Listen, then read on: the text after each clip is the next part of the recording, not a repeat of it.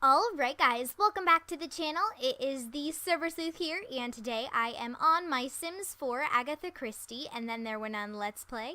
This is episode 2 now, or 3 if you count the intro. And, yeah, we're just everybody's enjoying their meals. It looks like, I don't know where Tony's going. Tony's cleaning the dishes, I guess. Tony, that's nice of you and all, but you can just drop those or something. You need to come sit with the group, please. Please, please, please, please. I thought I turned autonomy off. Okay, people? Like, what is that? Okay? No moving around without me allowing it. It makes it way too challenging to get them to all sit down. He's like, oh, I'll go eat your mac and cheese. Oh, you're cleaning the dishes too. Oh my goodness. Oh my goodness. People? No. Oh. Whatever, there's no stopping them. Might as well just let them do what they want. Also, recently, these gnomes have appeared here that almost coincide with the 10 Little Indians poem, so that's a little bit strange. I thought I'd mention it. They don't seem very, I don't know, they're just kind of more interested in cleaning the dishes than really exploring the place. Nobody's really done very much exploring yet. Alright, anyway, so now that everyone's pretty much done with dinner, I'm going to just bring them over and have them just sit in this nice I guess it's a sitting room, like a parlor room basically, so they can just sit here. Go sit down. I don't know if we have enough chairs for everyone. We shall see.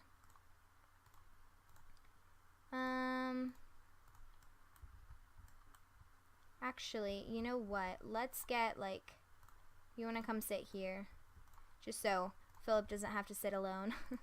And then Ethel, you can do whatever you want. This isn't your job, but you're the butler, so you need to be in here. Just come stand right here. Okay? There you go. Good. He always needs to be in the room. Supervising. Okay, so there we go. Everybody is in. Oh, wait, not everybody. Where are you, slackers? Oh, she's watching the dishes. She's watching the dishes. And is everybody going to sit down? Good. Good. Okay, so now that everybody's here, oh, except you, socialize amongst yourselves, please. Do some socializing. They're like, no. And no, we don't want to do that. That's no socializing. We're just gonna stare at everyone and kind of give everyone the look down. These two guys are talking. They're the only two. They're being blocked by this llama game in the middle, though. They're like, oh yes. Let me peer around the statue and look at you. Look at them looking over. They're like, hello. Hello.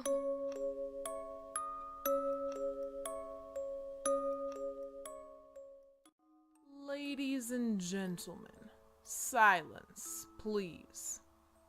You were charged with the following indictments.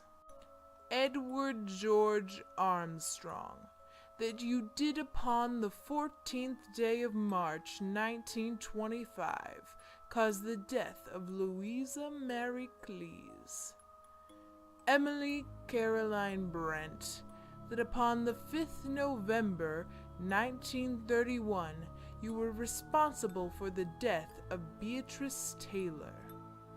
William Henry Blore, that you brought about the death of James Stephen Lander on October 10th, 1928.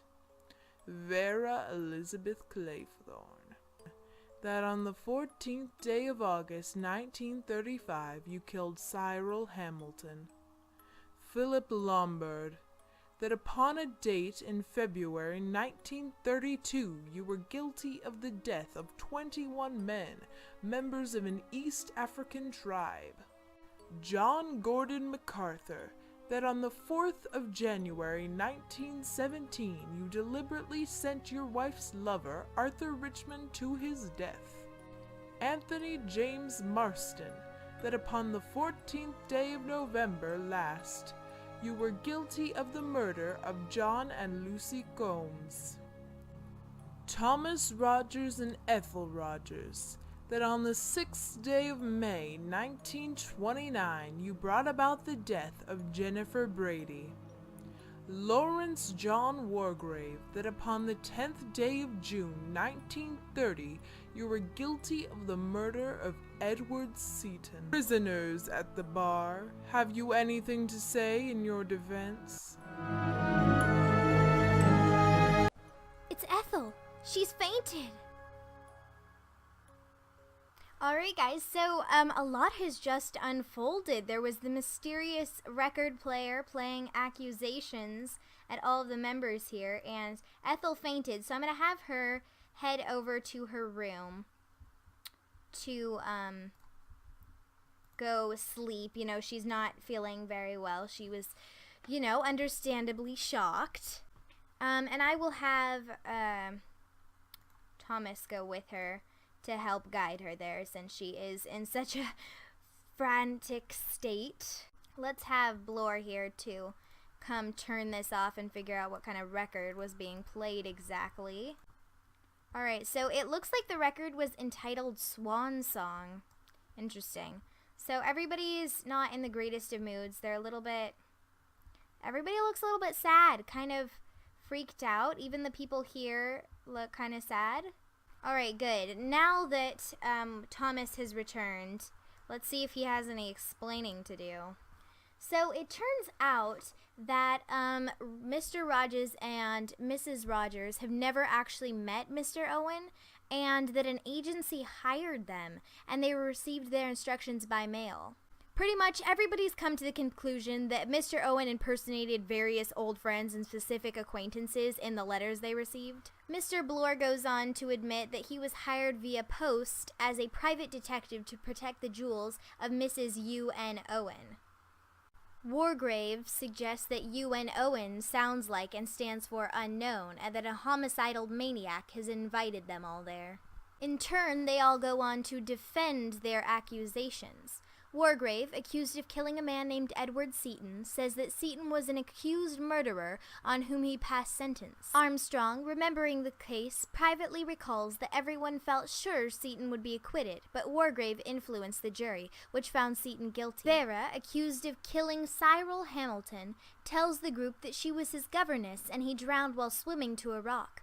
She says she tried her best to save him. MacArthur, accused of killing his wife's lover, Arthur Richmond, says that Richmond was one of his officers who died on a routine mission. MacArthur denies that his wife ever had an affair. Lombard, accused of killing 21 members of an East African tribe, admits to taking their food and abandoning them in the wilderness, saying that he did so in order to save himself. Tony Marston, accused of killing John and Lucy Combs, remarks that they must have been 2 children he ran over by accident. Mr. Rogers says that he and his wife did not kill Jennifer Brady, their employer, an old sickly woman who died one night when Mr. Rogers could not reach the doctor in time. He admits that they inherited some money after her death. Blore says that when he was a police inspector, he testified against a man named James Lander in a bank robbery case. Lander later died in jail, but Blore insists that Lander was guilty. Armstrong, accused of committing the death of a woman named Louisa Mary Cleese, denies knowing the name, but privately remembers the case. Cleese was an elderly woman on whom he operated while drunk. Only the dignified Emily Brent will not speak to the accusation made against her. I say we leave in the morning as soon as the boat arrives. No. We've ought to stay and solve the case.